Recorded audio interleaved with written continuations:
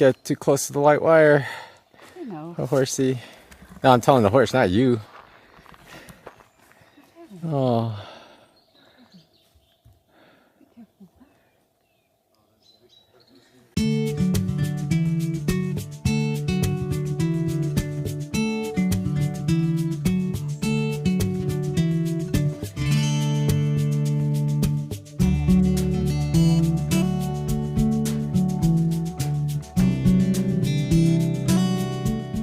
Funny, these signs up here have it down to the meter, so it's 126.224 kilometers, meaning it's 224 meters.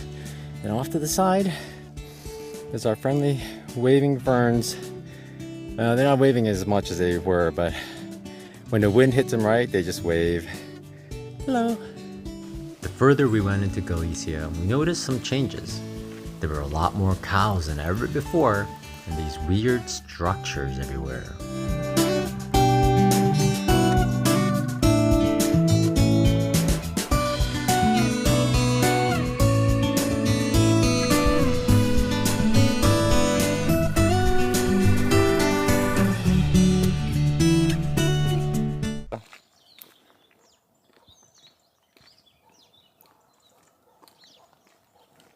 Doesn't look very friendly. Oh, I thought they were being friendly. Now they're playing. Now they're playing games. We're starting to see black and white cows out here now, like the good old Wisconsin milk cows. I'm from Illinois, so all the cows we ever see are black and white. And then out west there's darker ones. Hey, where's your head? Let's see your head. Oh, you're not gonna stop eating. Get all the pumpkins as well. They're starting to turn orange. It is October 2nd today, so Halloween's coming.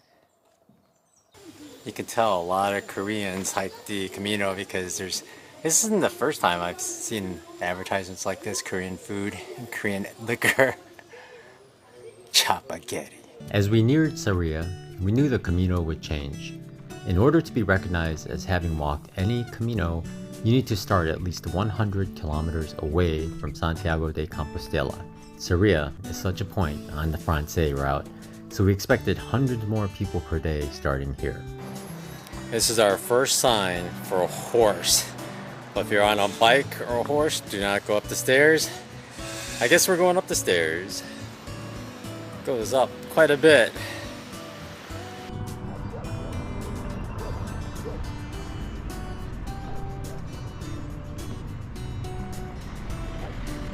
So we've been noticing as we walk through on the Camino through Sarria, there's just albergues everywhere because oh my goodness. Tina, where do you think you can pick up some scallop shells? Weren't you worried I wouldn't be able to find any? Well, I was worried I wouldn't find one before the wine fountain. Oh, before the wine fountain. Wow, these are nice too. Big.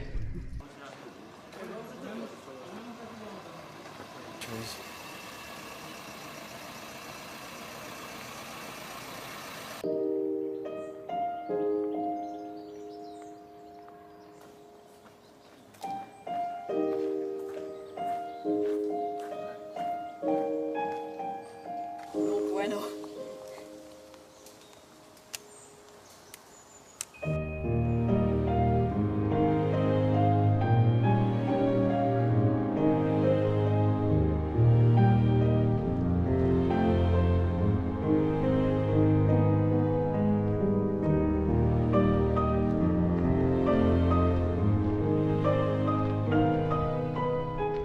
The type of people walking certainly changed, but we didn't see as many people as we thought we would so far. Look like a big Camino rest area or something. And it looks like there's water here. There was a time when I would have thought that was good water. Nice green layer. Look at the cows. We've been seeing several of these little buildings that are really narrow, kind of elevated. We don't know what they're for though. Anybody know?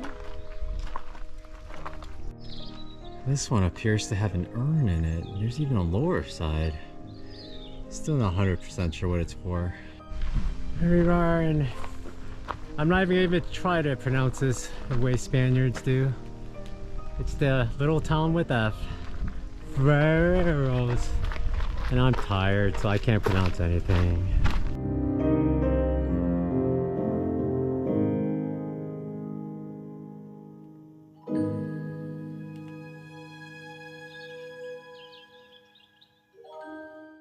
Good morning, it's day 30 here on the Camino. We're heading into a town called Portomarín or something like that. Porto something.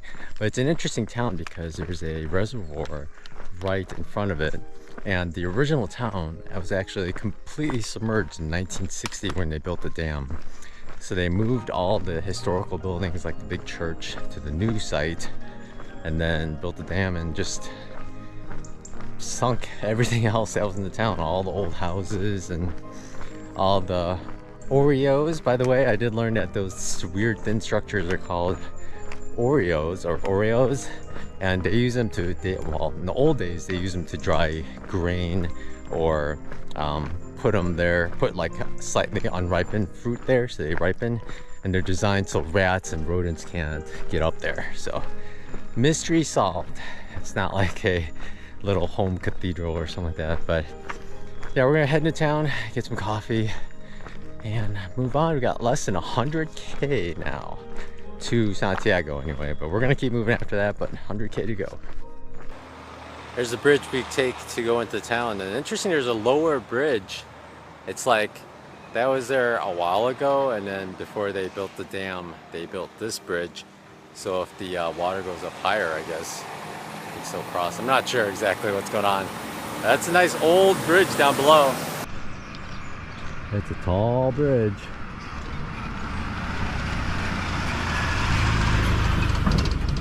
Tall. Looks like the river is really low. Like there's a loading ramp over there, but it doesn't go that high. Almost looks like structures down below. I wonder where the original town was that got submerged. At the end of the bridge here, there's this giant staircase in the middle of a roundabout. Have you ever seen a staircase in the middle of a roundabout? And it goes up and over this roundabout, and then we thought we saw an open gate there as we were walking, but now that we're here we just see it locked up. But I think lower it's open. Good? Open. All right, let's go. So with about 92.231 kilometers to go, we head up.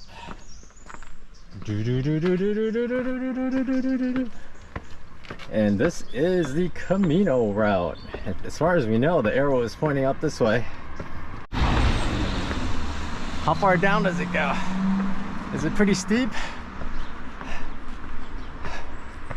Whew. You can see the bridge to the gate, and it sounds like there's a truck coming right down the gate. Starting in Portomarín, the crowds appeared. The crowds were louder. The taxis appeared like flies, and there were countless luggage support vehicles everywhere.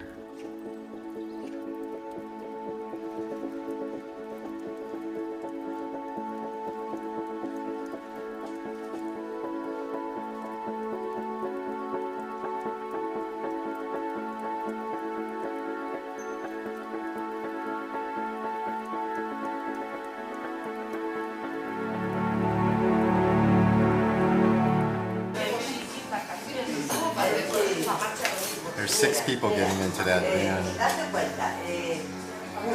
These are all taxis. There's a huge horde coming out of town over there at Portomarín. I think because we did see a bus, and we think they just got dropped off here. We thought they were getting picked up to get dropped off elsewhere because there's a little climb coming up. But man, there's so many people.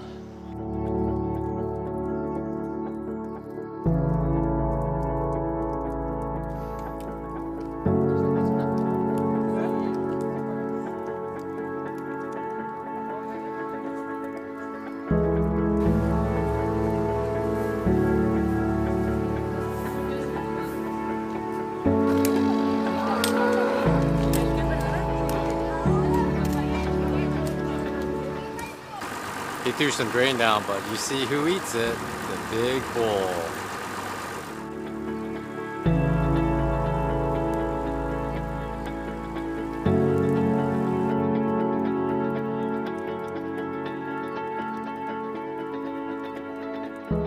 Look at the udder. Bunch of cows just were coming down the road, but they got diverted that way. Look at the little dog. Look at the udders on them. Oh my gosh. Yeah, they need some milking. Whew.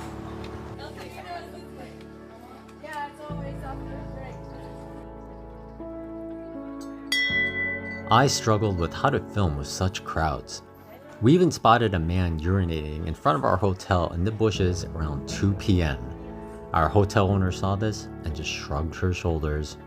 She also mentioned that the Camino has changed. Fortunately, the restaurant across the street from us had an amazing steak for just 15 euros. Thanks for watching, everyone. Y'all have a good night and only 3 more days to go.